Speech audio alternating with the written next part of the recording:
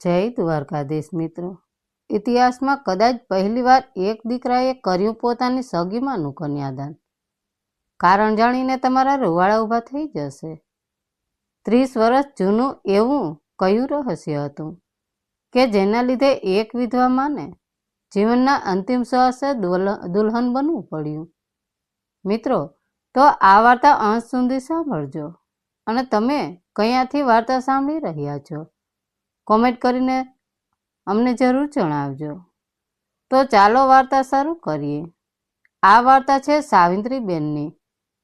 ગામના બધા સૌ કોઈ તેમને સાવિત્રીબા કહીને જ બોલાવે. સાવિત્રીબાનો સ્વભાવ એટલે જાણે મીઠું હેતું ઝરણું. દીકરો રાહુલ જ્યારે માત્ર 5 વર્ષનો હતો ત્યારે સવિતાબાના પતિનું એક અકસ્માતમાં અવસાન થયેલું. એ વખતે સવિતાબાની ઉંમર માંડ 30 વર્ષની હશે. ભર જુવાનીમાં વૈધ્ય આવ્યું. સગા સંબંધીઓએ એ વખતે બહુ સમજાવ્યા હતા કે સાવિત્રી, તારી ઉંમર હજુ નાની છે, બીજું ઘર માંડી લે, આખી જિંદગી એકલા કેવી રીતે કાઢીશ? પણ સાવિત્રીબાઈએ પોતાના નાનકડા રાહુલને છાતીએ વળગાડીને એક જ જવાબ આપ્યો હતો કે મારો રાહુલ જ મારું સર્વસ્વ છે. હવે મારી જિંદગી માત્ર એના માટે જ છે. વર્ષો વીતતા ગયા. સાવિત્રીબાઈએ લોકોના ઘરમાં કામ કરીને, સિલાઈ કામ કરીને અને રાત દિવસ એક કરીને રાહુલને ભણાવ્યો. પોતે ફાટેલી સાડી પહેરી પણ દીકરાને ક્યારેય કોઈ કમી ન આવવા દીધી. રાહુલ પણ ભણવામાં હોશિયાર હતો. મોટો થઈને એન્જિનિયર બન્યો. શહેરમાં નોકરી લાગી અને એના પર ધામધૂમથી લગ્ન થઈ ગયા. બધું જ એકદમ બરાબર ચાલી રહ્યું હતું. તો પછી અચાનક એવો તે કયો ભૂકંપ આવ્યો કે સાવિત્રીબાને 60 વર્ષની ઉંમરે મંડપમાં બેસવાનો વારો આવ્યો? આ સવાલ અત્યારે લગ્નમાં આવેલા દરેક મહેમાનના મનમાં ઘુમરાઈ રહ્યો હતો. લોકો જાત જાતની વાતો કરતા. કોઈ કહેતું દીકરાએ માને ઘરમાંથી કાઢી મૂકી હશે, તો કોઈ કહેતું વહુ સાથે નહીં બનતું હોય એટલે ડોશી અલગ થવા આ રસ્તો અપનાવ્યો હશે. પણ સત્ય આ બધી વાતોથી સાવ અલગ જ અને હૃદયને હચમચાવી દે તેવું હતું. આ સત્ય જાણવા માટે આપણે થોડા મહિના પાછળ જવું પડશે. શહેરની એક મોટી હોસ્પિટલનો એ રૂમ. સાવિત્રીબા પથારી પર સૂતા હતા. એમને અચાનક છાતીમાં દુખાવો પડ્યો હતો અને રાહુલે તેમને તાત્કાલિક હોસ્પિટલમાં દાખલ કર્યા હતા. ડૉક્ટરે રાહુલને પોતાની કેબિનમાં બોલાવ્યો. ડૉક્ટરના ચહેરા પર ગંભીરતા હતી. રાહુલે ધ્રુજતા અવાજે પૂછ્યું, સાહેબ, મારી બાને કેમ છે? એ ઠીક તો થઈ જશે ને? ડૉક્ટરે એક ઊંડો શ્વાસ લીધો અને એક એવો રિપોર્ટ રાહુલના હાથમાં મૂક્યો જેણે રાહુલની દુનિયા વિખેરી નાખી. ડૉક્ટરે કહ્યું, રાહુલભાઈ, તમારી માતાને એક ગંભીર બીમારી છે. તેમની પાસે હવે વધારે સમય નથી. માંડ થોડા મહિનાઓ બચ્યા હશે. રાહુલ ત્યાં જ ફસડાઈ પડ્યો. જે માએ તેના માટે આખી જિંદગી આપી દીધી તે માં હવે થોડા જ મહિનાઓની મહેમાન હતી. રાહુલે નક્કી કર્યું કે માના બાકીના દિવસો એ દુનિયાની તમામ ખુશીઓથી ભરી દેશે. પણ દિવસ રાત્રે રાહુલ માની પાસે બેઠો હતો. સાવિત્રીબાની આંખો બંધ હતી. રાહુલ માનો હાથ પકડીને રડી રહ્યો હતો. અચાનક સાવિત્રીબાની આંખ ખુલી. તેમણે રાહુલના માથે હાથ ફેરવતા કહ્યું, બેટા, રડે છે કેમ? હું તો હજુ અહીં તારી પાસે જ છું. રાહુલે આંસુ લૂછતા કહ્યું, બા, તારી કોઈ અધૂરી ઈચ્છા છે જે હું પૂરી કરી શકું? તું માગે હું તારા ચરણોમાં લાવીને મૂકી દઉં. સાવિત્રીબા થોડીવાર શાંત રહ્યા. એમની આંખોમાં એક જૂનો વર્ષોથી દબાયેલો ભૂતકાળ તરવરી ઉઠ્યો. 30 વર્ષ જૂનો ભૂતકાળ. તેમણે એક ઊંડો શ્વાસ લીધો અને રાહુલને સામે જોઈને એક એવી માગણી કરી જે સાંભળીને રાહુલના પણ પગ નીચેથી જમીન સરકી ગઈ. સાવિત્રીબાએ ધીમા અવાજે કહ્યું, બેટા, મારી એક જ ઈચ્છા છે. મારે એ માણસને મળવું છે જેને મેં 30 વર્ષ પહેલા એક વચન આપ્યું હતું અને હું એ નિભાવી ન શકી. મારે એની સાથે લગ્ન કરવા છે. રાહુલ આઘાતમાં હતો. માં, શું બોલી રહી છે? કયું વચન? કયો માણસ? અને 60 વર્ષની ઉંમરે લગ્ન 30 વર્ષ પહેલા, એવું તે શું બન્યું જેની રાહુલને આજ સુધી ખબર જ નહોતી? રાહુલ પોતાની જગ્યા પર જડ થઈ ગયો. એની માં તેણે આખી દુનિયા એક વિધવા તરીકે સફેદ સાડીમાં માત્ર પોતાના માટે જીવતી અને ઘસાતી જોઈ હતી. તે આજે 30 વર્ષ જૂના એક વચનની વાત કરી રહી હતી. રાહુલે ભારે અવાજે પૂછ્યું, બા, તું આ શું કહી રહી છે? કોણ એ માણસ? કયું વચન? અને અત્યારે આ ઉંમરે લગ્ન? સાવિત્રીબેનની આંખોમાંથી શ્રાવણ ભાદરવો વહેવા લાગ્યો. તેમણે પોતાના ભૂતકાળના બંધ દરવાજા ખોલતા ધીમે અવાજે કહ્યું, એનું નામ મોહન છે બેટા.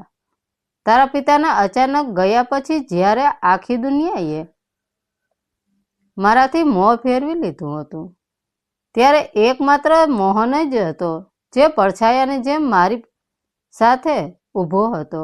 સાવિત્રીબાઈએ વાત આગળ વધારી. વાત 30 વર્ષ પહેલાની છે. સાવિત્રીબાના પતિના અવસાન પછી તેમની માથે આપ તૂટી પડ્યું હતું. માત્ર 5 વર્ષના રાહુલને લઈને ક્યાં જવું, શું ખાવું, કેવી રીતે જીવવું, એ કોઈ રસ્તો સૂઝતો નહોતો. સગાવાલાઓ પણ દૂર ભાગવા લાગ્યા હતા. એવા કપરા સમયે રોહન, જે સાવિત્રીબાનો નાનપણનો મિત્ર હતો, તેણે સાવિત્રીબાનો હાથ પકડ્યો. મન સાવિત્રીબાને પહેલેથી જ પ્રેમ કરતો હતો, પણ સાવિત્રીના લગ્ન બીજે થઈ ગયા એટલે તે હંમેશા મર્યાદામાં ચૂપ રહ્યો હતો.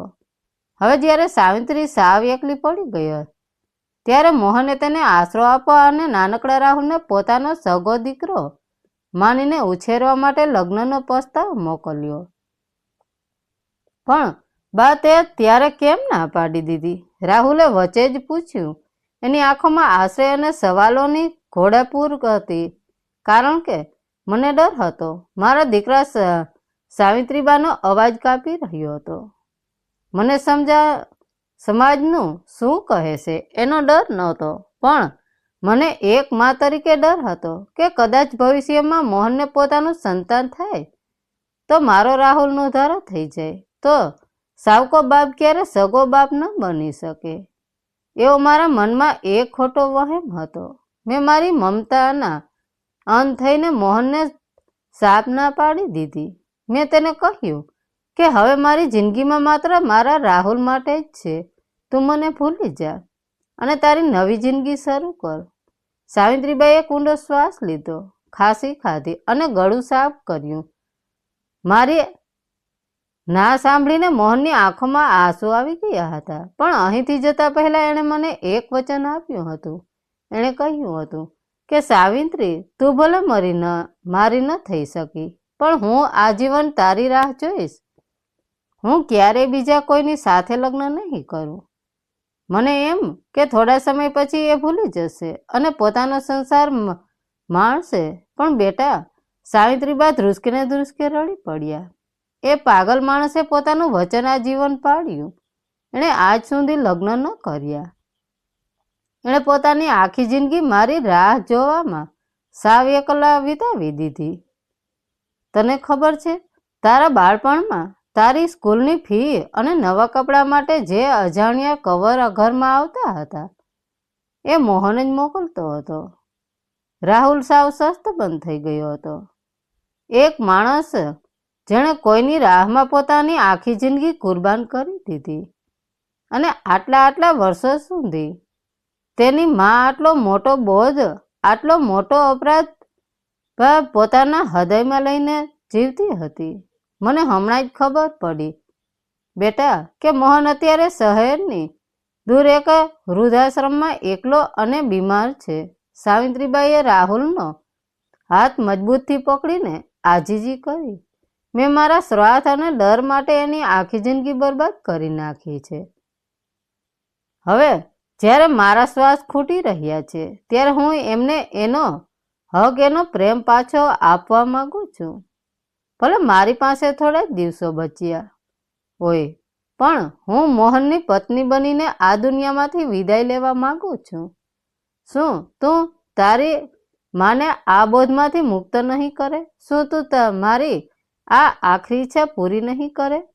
માના શબ્દો રાહુલના કાળજાને આરપાર ચીરી ગયા. જે માએ તેના માટે પોતાની તમામ ખુશીઓનું બલિદાન આપ્યું હતું, તેના માટે આટલું તો તે કરી જ શકે ને. રાહુલે પોતાની આંખોના આંસુ લૂછ્યા અને દ્રઢ નિશ્ચય સાથે ઊભો થયો. તેણે માના માથે હાથ મૂકીને કહ્યું, બા તું જરાય ચિંતા ન કર. હું મોહન કાકાને શોધી કાઢીશ અને હું પોતે તારું કન્યાદાન કરીશ. આ તારા દીકરાનું વચન છે. રાહુલ શહેર અને આસપાસના ગામડાના તમામ વૃદ્ધાશ્રમની યાદી કાઢી સવાર પડતા જ તે પોતાની ગાડી લઈ નીકળી પડ્યો. એક પછી એક તેણે દરેક જગ્યાએ પૂછપરછ શરૂ કરી. મોહન નામની કોઈ વ્યક્તિ અહીં છે. ઉંમર આશરે 60 થી 65 વર્ષની આસપાસ હશે. દરેક જગ્યાએથી નિરાશા જ મળતી હતી.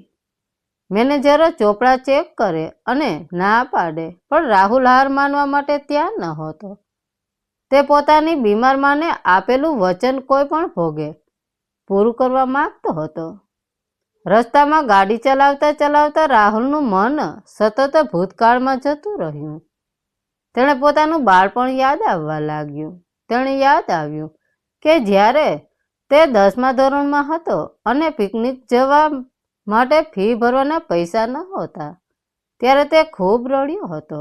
એ જ સાંજે અચાનક પોસ્ટમાં એક કવર આવ્યું હતું.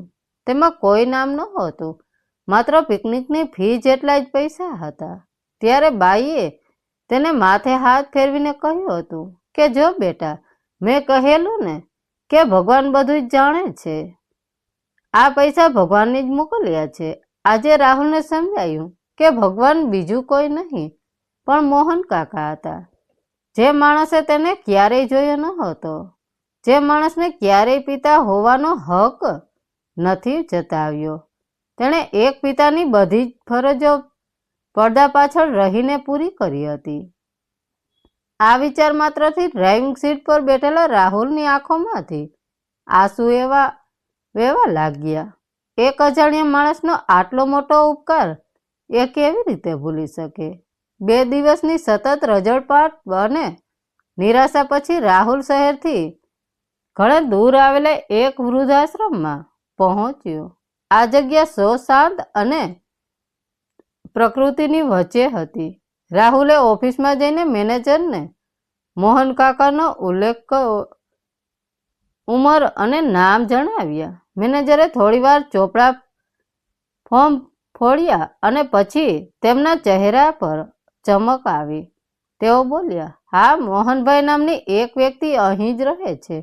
પણ ભાઈ, તમે એમના કોણ થાવ છો? અહીં છેલ્લા 7 વર્ષથી એમને મળવા કોઈ જ નથી આવ્યું. તેઓ સાવ એકલા છે.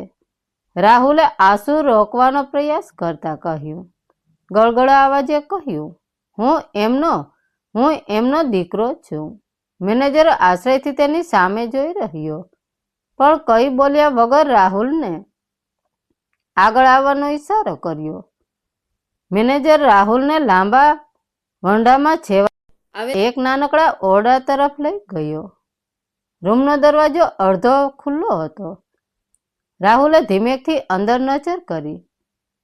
રૂમમાં બારી પાસે મૂકેલા એક લાકડાના ખાટલા પર એક વૃદ્ધ માણસ બેઠો હતો.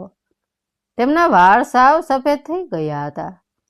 શરીર સાવ લેવાઈ ગયું હતું અને ચહેરા પર ઉંમરની સાથે સાથે એકલતાની ઊંડી કરચલીઓ હતી. પણ તેમની આંખોમાં એક અજીબની શાંતિ હતી. તેઓ બારીની બહાર અનંત આકાશ તરફ તાકી રહ્યા હતા, જાણે આજે પણ કોઈની રાહ જોઈ રહ્યા હોય. રાહુલના પગ ધ્રુજી રહ્યા હતા. તેમના હૃદયના ધબકારા વધી ગયા. તેણે હળવેકથી દરવાજો ખખડાવ્યો અને અંદર પ્રવેશ કર્યો. અવાજ સાંભળીને મોહન કાકાએ ધીમેથી માથું ફેરવીને રાહુલ સામે જોયું. તેમની આંખોમાં કોઈ ઓળખાણ નહોતી, માત્ર એક ખાલીપો હતો. રાહુલે હિંમત ભેગી કરીને તેમની પાસે ગયો. નીચે જમીન પર બેસીને એણે કાકાનો હાથ પોતાના હાથમાં લીધો અને ધીમા સાદે કહ્યું, કાકા, તમે મને ન ઓળખ્યો. હું રાહુલ, તમારી સાવિત્રીનો દીકરો. સાવિત્રી, આ નામ કાને પડતા મોહન કાકાનું આખું શરીર ધ્રુજવા લાગ્યું. 30 વર્ષ પછી જે નામ માટે તેઓ જીવતા હતા, તે નામ સાંભળીને તેમની આંખોમાં પાણી આવી ગયા. રૂમમાં એકદમ નીરવ શાંતિ છવાઈ ગઈ. 30 વર્ષ પૂરા, 30 વર્ષ સુધી જે સ્ત્રીના પ્રેમને પામવા માટે આ માણસે પોતાની આખી જિંદગી એકલતામાં હોમી દીધી હતી, આજે એ જ સ્ત્રીનો દીકરો એની સામે ઊભો હતો. શું મોહન કાકા ગુસ્સે થશે? શું તેઓ એમ કહે છે કે સાવિત્રીએ મને આખી જિંદગી એકલો રજડતો મૂકી દીધો, હવે મારે એનું મુખ પણ નથી જોવું? રાહુલના મનમાં અનેક સવાલો ઘુમરાઈ રહ્યા હતા. મોહન કાકાની આંખોમાંથી આંસુ રોકાયા વગર વહી રહ્યા હતા. તેમના ધ્રુજતા હોઠ માન ખુલ્યા. સાવિત્રી, મારી સાવિત્રી કેવી છે બેટા? મોહન કાકાના અવાજમાં કોઈ ગુસ્સો કે ફરિયાદ ન હોતી, માત્ર ને માત્ર અનહદ પ્રેમ અને ચિંતા હતી.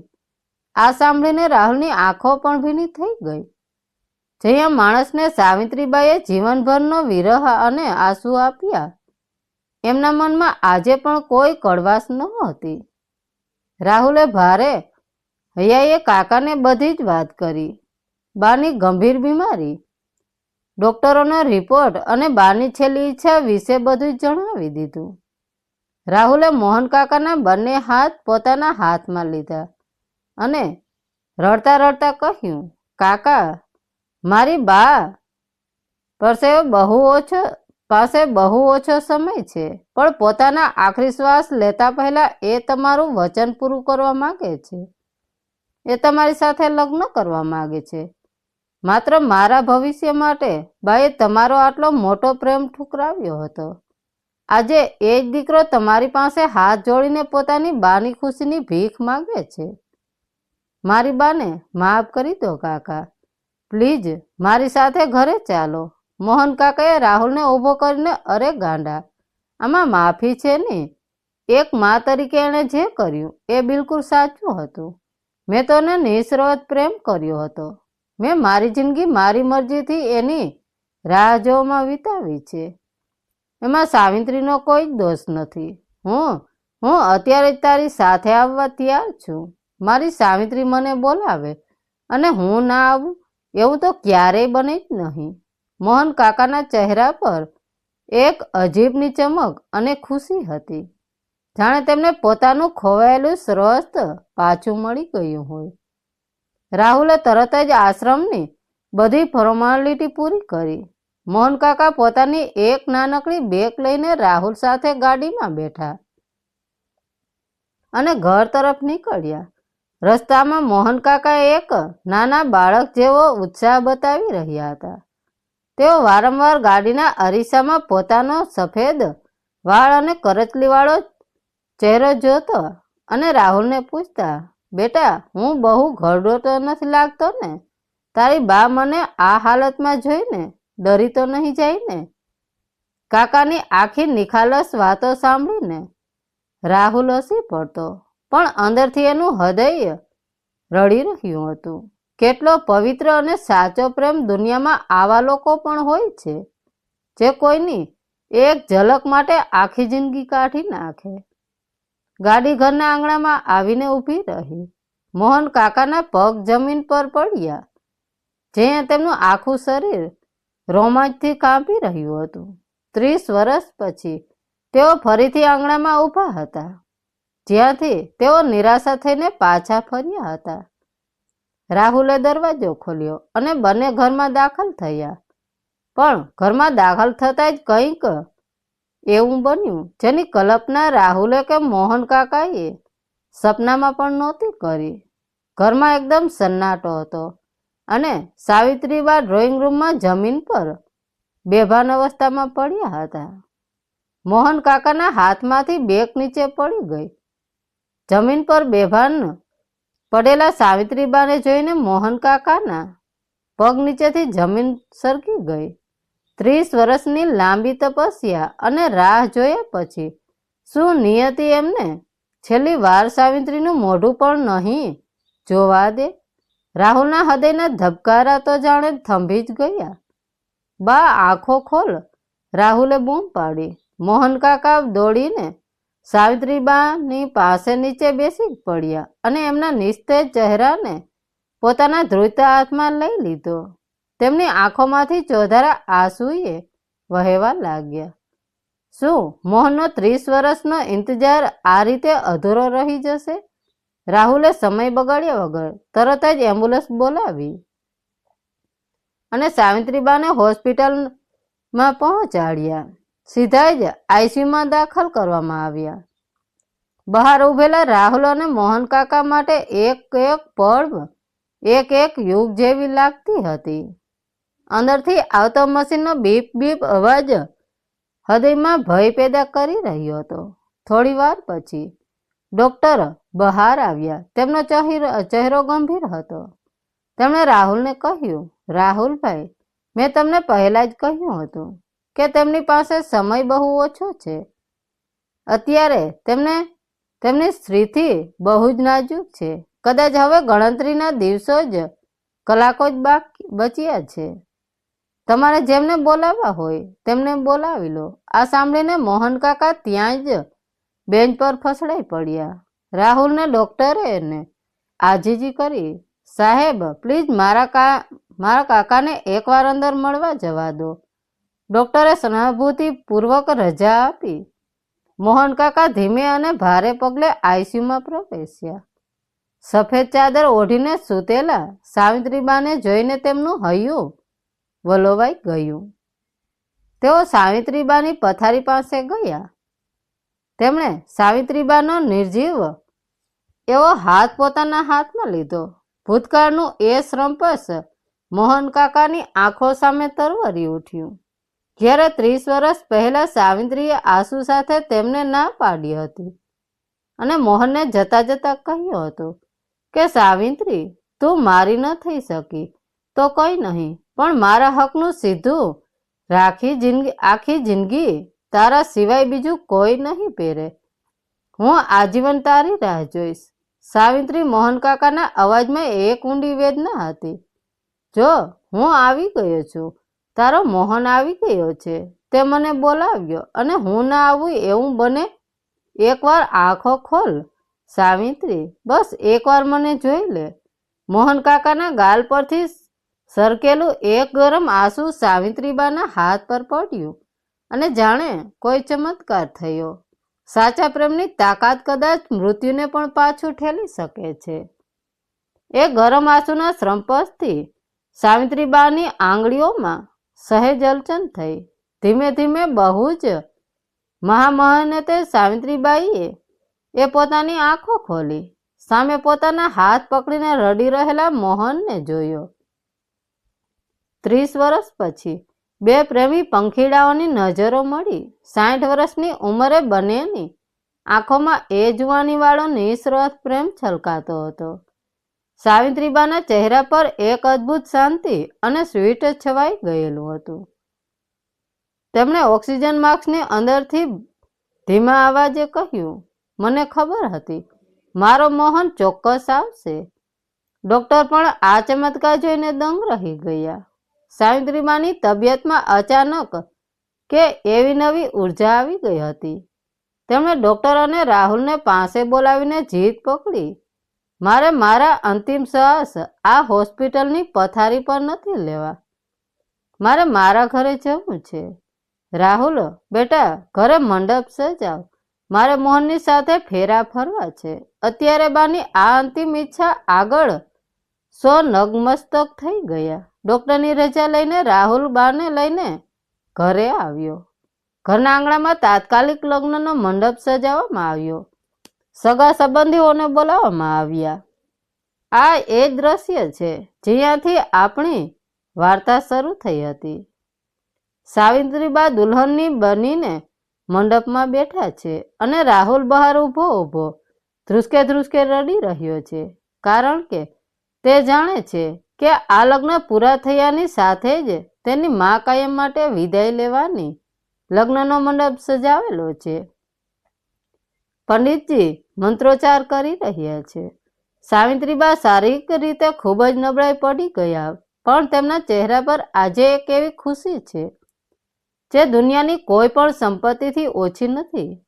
મોહન કાકાએ સાવિત્રીબાનો હાથ મજબૂતથી પકડ્યો છે, જાણે કહી રહ્યા હોય કે હવે હું તને ક્યાંય જવા નહીં દઉં.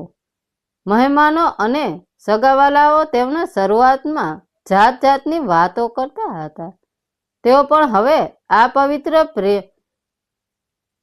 પ્રેમ કથા જાણીને નમસ્ત થઈ ગયા છે. મંડપમાં એકદમ શાંતિ છે. માત્ર મંત્રનો અવાજ અને અમુક લોકોના ડૂકા સંભળાઈ રહ્યા છે. હવે સમય આવી ગયો છે કન્યાદાનનો.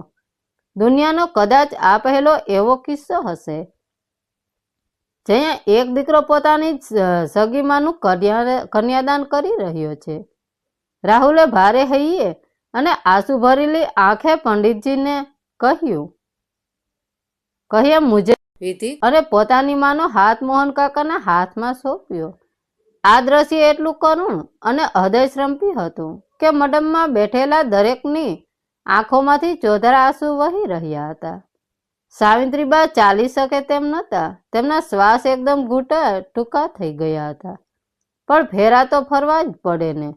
મોહન કાકાએ કોઈ પણ જાતના સંકોચ વગર 60 વર્ષના આ સાવિત્રીબાને પોતાના હાથમાં ઉંચકી લીધા અને અગ્નિની સાક્ષીએ 7 ફેરા ફર્યા. મોહન કાકાના દરેક પગલામાં 30 વર્ષનો ઇંતજાર અને એક અતૂટ પ્રેમ દેખાતો હતો. ફેરા પૂરા થયા. બંને પાછા બાજોટ પર બેઠા. મોહન કાકાએ ધ્રુજતા હાથે સાવિત્રીબાની માંગમાં સિંદૂર પૂર્યું અને ગળામાં મંગલસૂત્ર પહેરાવ્યું. સાવિત્રીબા આવે સત્તાવાર વળી તે મોહનના પત્ની બની ગયા હતા. સાવિત્રીબાઈએ ઓક્સિજન માસ્ક થોડું નીચે કર્યો. તેમણે એક નજર પોતાના દીકરા રાહુલ તરફ કરી, જેણે તેમની અંતિમ ઈચ્છા પૂરી કરવા આખી દુનિયા સામે બહાર ભીડ હતી. પછી તેમણે બીજી નજર પોતાના પતિ મોહન તરફ કરી, જેણે તેમના માટે આખી જિંદગી કુરબાન કરી દીધી હતી. સાવિત્રીબાના હોઠ પર એક સંતોષભર્યું અને મધુર શ્રીમત આવ્યું. તેમણે ધીમેકથી પોતાનું માથું મોહન કાકાના ખંભા પર ઢાળી દીધું અને એક ઊંડો શ્વાસ લીધો. બસ એ શ્વાસ એમનો છેલ્લો શ્વાસ હતો. મોહનના ખંભા પર માથું મૂકીને પોતાના પ્રેમના બાહુપાસમાં સાવિત્રીબા દુનિયામાંથી હંમેશા માટે વિદાય લઈ ચૂક્યા હતા. 30 વર્ષનું વચન પૂરું થઈ ગયું હતું. મંડપના આકાર સવાઈ ગયો. રાહુલ પોતાની માના પગમાં પડીને રડી પડ્યો, પણ મોહન કાકાની આંખોમાં આંસુ ન હતા. એક ગર્વ અને અપાર શાંતિ હતી. તેમનો પ્રેમ આજે જીતી ગયો હતો, ભલે માત્ર થોડીક ક્ષણો માટે, પણ સાવિત્રી એમની થઈ ગઈ હતી. આ વાર્તા આપણને શીખવે છે કે સાચો પ્રેમ એ નથી કે બસ મેળવવા માટે જીદ કરે. સાચો પ્રેમ એ જ છે જે મોહન કાકાની જેમ આખી જિંદગી કોઈની ખુશી માટે કોઈ પણ સ્વાર્થ વગર રાહ જોઈ શકે. મા બાપ આખી જિંદગી સંતાનો માટે ઘસાય છે, પણ સંતાનોની પણ એ ફરજ છે કે તેઓ મા બાપની મનની અધૂરી ઈચ્છાઓ અને એમની લાગણીઓને સમજે. રાહુલે સમાજની પરવા કર્યા વગર પોતાની માની ઈચ્છા પૂરી કરી. એ જ સાચી માતૃભક્તિ છે મિત્રો. જો આ વાર્તાએ તમારી આંખો ભીની કરી હોય અને તમારા હૃદય સંપયા કર્યો હોય તો આ વિડીયો તમારા મિત્રો અને પરિવાર સાથે ચોક્કસથી શેર કરજો. મા બાપના પ્રેમને સમજવા માટે આ વાર્તા દરેક ઘર સુધી પહોંચવી જોઈએ. આવી જ અદ્ભુત અને જીવનને પ્રેરણા આપી વાર્તાઓ સાંભળવા માટે અમારી ચેનલને સબસ્ક્રાઈબ કરવાનું ભૂલતા નહીં. નીચે કોમેન્ટમાં જરૂર જણાવજો. ધન્યવાદ મિત્રો. રાધે રાધે. જય દ્વારકાધીશ મિત્રો.